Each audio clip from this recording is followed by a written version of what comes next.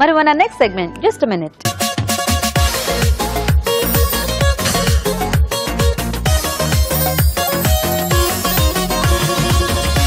So Raju గారు just minute లో ఈ రోజు ఏం చేస్తున్నారు ఫాస్ట్ గా టేస్టీగా? మిర్చి బజ్జీ చేస్తున్నాను. వర్షాకాలం కొంచెం డిఫరెంట్ గా.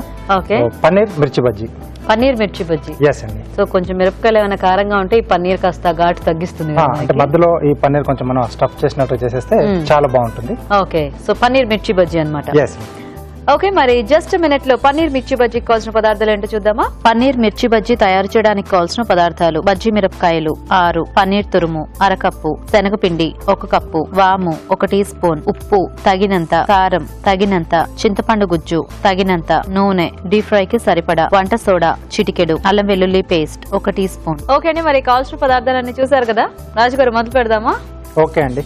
ముందుగా డీప్ ఫ్రై కాబట్టి నూనె వేడి పెట్టేసుకుందాం. ఓకే, చిన్న బౌల్ ఇస్తారా? ఇదేంటి స్టఫింగ్ రెడీ చేస్తారా? స్టఫింగ్ రెడీ చేస్తున్నానండి. ఓకే, కొద్దిగా శనగపిండి, వాము, చింతపండు గుజ్జు అండి,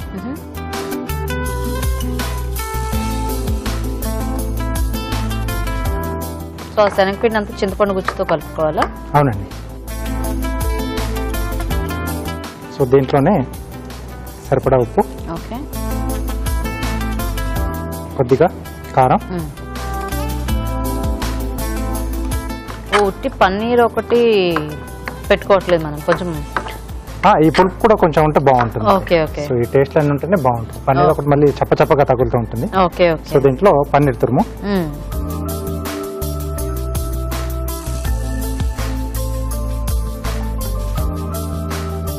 ఓకే ఓకే.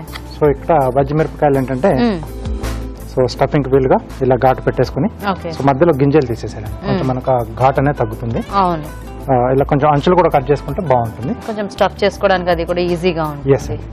సో దీని మధ్యలో ఓకే, సో ఈ పన్నీర్ మిశ్రమం కూడుకోవాలి.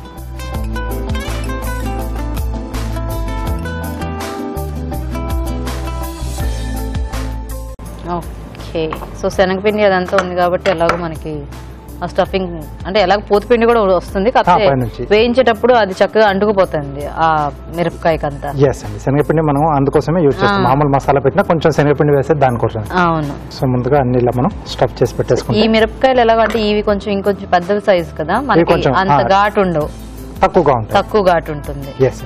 సో బ్యాటర్ రెడీ చేసుకోవాలా ఇప్పుడు? ఎస్ అండి. సో దీంట్లో శనగపిండి, ఓకే, కొద్దిగా వాము. సో మామూలుగానే మనకి మిర్చి బజ్జీ చాలా ఫాస్ట్ గా అయిపోతుంది. మిరపకాయలు కట్ చేసుకోవటం, పిండిలో ముంచి తీసి వేసేయటమే కదా. కొద్దిగా వంట సోడా అండి. సో ఇక్కడ చక్కగా ఇంకా స్టఫింగ్ కూడా మనం ఫాస్ట్ గానే చేసుకోవచ్చు. అంటే ఇది కూడా పెద్ద కుక్ చేసేది ఏమీ లేదు. ఏం లేదు. సో రుచికి సరిపడా ఉప్పు, ఓకే, కొద్దిగా కారం, కొద్దిగా అల్లం వెల్లుల్లి పేస్ట్ అండి. ఓకే. సో కొద్దిగా వాటర్ ఇస్తారా? సో ఇది కొంచెం గట్టిగా కలుపుకోవాలి, ఉండలు లేకుండా అలా కూడా. ఓకే. సో రాజుగారు మీరు పిండి రెడీ చేసేస్తూ ఉండండి, మేము చిట్కా చూసేస్తాము. Okay okay. ఇక్కడ రాజుగారు పిండి రెడీ చేస్తూ ఉంటారండి, ఈలోగా మనం చిట్కా చూద్దాం.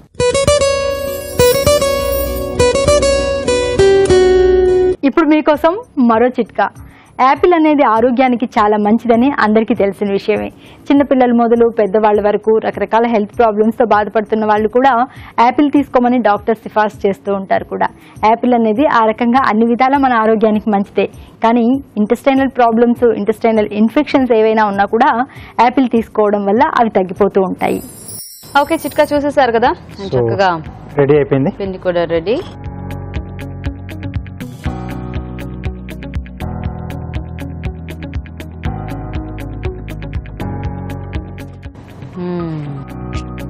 ఓకే. సో కొంచెం స్లో ఫైర్ లో చేసుకుంటే మనకు లోపల కూడా మిరపకాయ కూడా బాగా మగ్గుతుంది.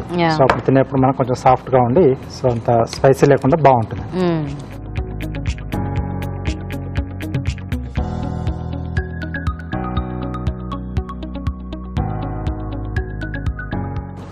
సో మనం ఇలాంటివి చేసుకునేటప్పుడు కొంచెం ఈ స్టఫింగ్ ఇలా ఫాస్ట్గా అంటే ఎక్కువ కుక్ చేసుకోకుండా ఏవైతే ఉంటాయో అలాంటివి ఏమైనా పౌడర్స్ కానీ రెడీ చేసుకొని హ్యాపీగా చేసుకోవచ్చు. ఎందుకంటే మనకు బయట ఇన్ని వెరైటీస్ దొరకవు కదా మిర్చి బజ్జీస్లో. యూజువల్గా ఏదో నార్మల్ బజ్జీస్ లేదంటే కొంచెం ఆనియన్స్ అవి స్టఫ్ చేసి ఇస్తూ ఉంటారు. సో మనకు కొద్దిగా వీటిలో కూడా ఫ్లేవర్స్ కావాలి అనుకుంటే మనం ఇలా రకరకాలుగా ట్రై చేయొచ్చు. సో ఇది కొంచెం వేగిపోతే మనకి రెడీ కదా. రెడీ అండి. సో మీరు కార్వింగ్ చేసేస్తారా ఈలోగా? తప్పకుండా. సో రాజు గారు కార్వింగ్ ఏం చేస్తున్నారు ఈరోజు? కీరాతో చేస్తున్నానండి. కీరాతో స్టార్ ఫ్లవర్ చేస్తున్నాను, జిగ్జాగ్ కట్ చేసి కొంచెం మధ్యలో ఘాట్ ఇచ్చేసి స్కిన్ పీల్ చేసేస్తాం. ఓకే, బాగా వస్తుంది. సో ఒక కీరా మొత్తం పడుతుందా మనకి? ఒక దాంట్లో 2 వచ్చేస్తాయండి. Okay, 2 flowers. సో రెండు వైపులా కొంచెం గ్యాప్ వదిలేసి మధ్యలో ఫుల్ లెంత్ లో జిగ్జాగ్ కట్ చేసుకోవాలి. Okay,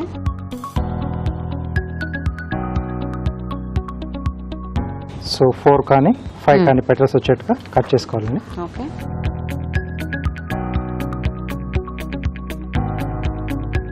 okay. సో ఇలా వచ్చేస్తాయి. తర్వాత దీన్ని మళ్ళీ మధ్యలో సేమ్ ఇదే షేప్ లో చిన్న ఘాటు పెట్టుకోవాలి. ఆల్రెడీ ఆ పెటల్లో, ఆ పెటల్లోనే మళ్ళీ ఇంకొకటి వస్తుందండి. సో ఇది కంపల్సరీ చేసుకున్నాక వాటర్ వేసుకుంటే మనకి ఆ డిజైన్ బాగా తెలుస్తుంది. బాగా తెలుస్తుంది, విచ్చుకుంటుంది. సో నెక్స్ట్ ఏంటంటే స్కిన్ పీల్ చేసుకోవాలి. ఇక్కడ వరకు అయితే మనం ఓపెన్ చేసామో అక్కడ వరకు పీల్ చేసుకోవాలి. ఆ తర్వాత వాటర్లో వేస్తే ఈ స్కిన్ పార్ట్ ఏదైతే ఉందో బెండ్ అవుతుంది అవుటర్ సైడ్ కి. సో దీన్ని కొంచెం ఇలా బయటకు లాగేస్తే ఈ సెకండ్ కట్ లోపలికి ఉంటుంది. వాటర్ లో వేసిన తర్వాత అది కూడా కొంచెం బయటకు వచ్చేస్తుంది. సో అప్పుడు 3 లేయర్స్ లో వచ్చినట్టుగా ఉంటుంది. ఫ్లవర్ షేప్ అలా తెలుస్తూ ఉంటుంది. Nice nice. సో ఇలా 2 కూడా చేసుకోవాలి. నేను ముందుగానే చేసి పెట్టాను. ఓకే. సో వాటర్ లో వేస్తే మనకు ఇలా విచ్చుకుంటుంది. ఓకే. సో దీన్ని ఇక్కడ మధ్యలో ఇక్కడ బేస్ కట్ చేసి మనం ప్లేట్లో కావాల్సినట్టుగా ఇలా నించోబెట్టేసుకోవచ్చు. బాగుంది. సో ఇంకొంచెం వేగాలండి. ఓకే. సో ఆ ఫ్లవర్స్ ఇందులో పెట్టేస్తారా? ఎస్. కార్వింగ్ రెడీ అయిపోయింది, బజ్జీలు కూడా రెడీ అయిపోతే ఇంకా మేము చక్కగా టేస్ట్ చూసేయచ్చు. సో వీటికి రౌండ్ కొంచెం ఆరెంజ్ స్లైసెస్ కూడా ఇస్తున్నాను.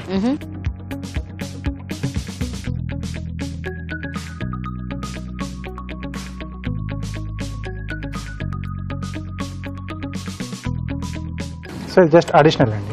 అంతవరకు వీలైతే అంతవరకు చేసేసుకోవచ్చు. ఇంకొంచెం లుక్ వైజ్ బాగుండాలి అనుకుంటే ఇంకా మనకంటే కొంతమందికి ఆ డెకరేషన్ బాగా ఇష్టం ఉంటుంది కదా, అలాంటి వాళ్ళు ఇలా చేసుకోవచ్చు. ఇంకా చక్కగా మనకి నచ్చిన విధంగా మనకి అవైలబుల్ గా ఉన్న ఫ్లవర్స్ కానీ వెజిటేబుల్స్ తో కానీ అండ్ మనం తీసుకునే ప్లేట్ షేప్ ని బట్టి కూడా మనము రకరకాలు చేసి చక్కగా అరేంజ్ చేసుకోవచ్చు మనకి టైం ఉంటే. మెయిన్ ఆ టైం కూడా ఉంది.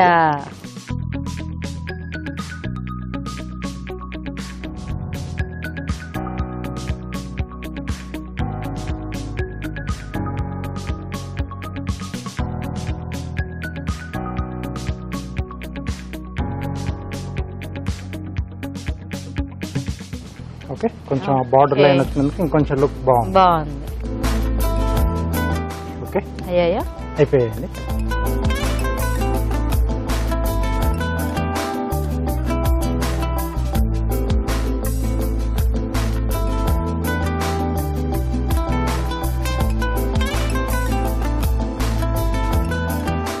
ఇవేవో పెద్ద సైజ్ బనానాలా ఉంది.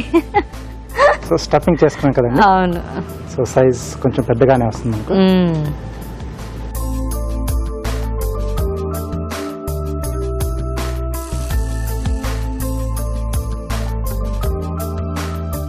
ఓకే. సో ఇలా ఫుల్ గా స్టఫింగ్ వచ్చేస్తుంది మనకు. యమ్మీ.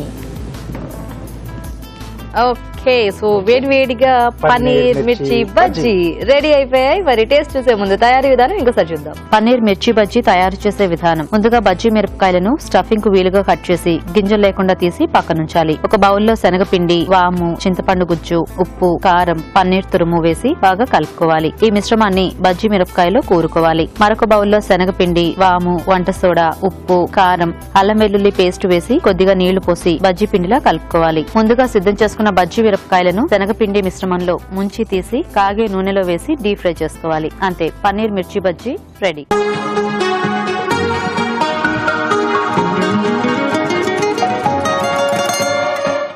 రాజుగారు చక్కగా స్టఫింగ్ బాగా కనిపిస్తోంది, ఎస్. బాగా వేడివేడిగా ఉంది బజ్జీ.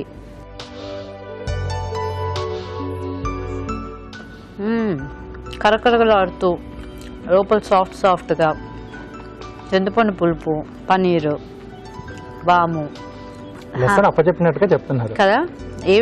నేను ఏమేమి టేస్ట్లు ఆస్వాదిస్తున్నానో మీకు అవన్నీ చెప్తున్నాను. అఫ్ కోర్స్ మీకు కూడా అయ్యి వస్తాయి, ఎందుకంటే మన ఇద్దరం సేమ్ బజ్జీ తింటున్నాం కదా. బాగుంది. కానీ అలా పన్నీర్ స్టఫ్ చేసుకోవటము చాలా బాగుంది. అండ్ ఆ మిర్చి కూడా బాగా కుక్ అయింది యాక్చువల్ గా. అవునండి, అంటే స్లో ఫైర్ లో చేస్తే కొంచెం ఆ వేడి కొంచెం బాగా మగ్గుతుంది. అవును, సో చాలా టేస్టీగా ఉంది రాజు గారు. Thank you. చూసారు కదా, పన్నీర్ స్టఫ్ చేసుకుని మిర్చి బజ్జీ చాలా టేస్టీగా ఉంది. మీరు కూడా ట్రై చేయండి. ఇప్పుడు ఒక చిట్కా చూద్దాం.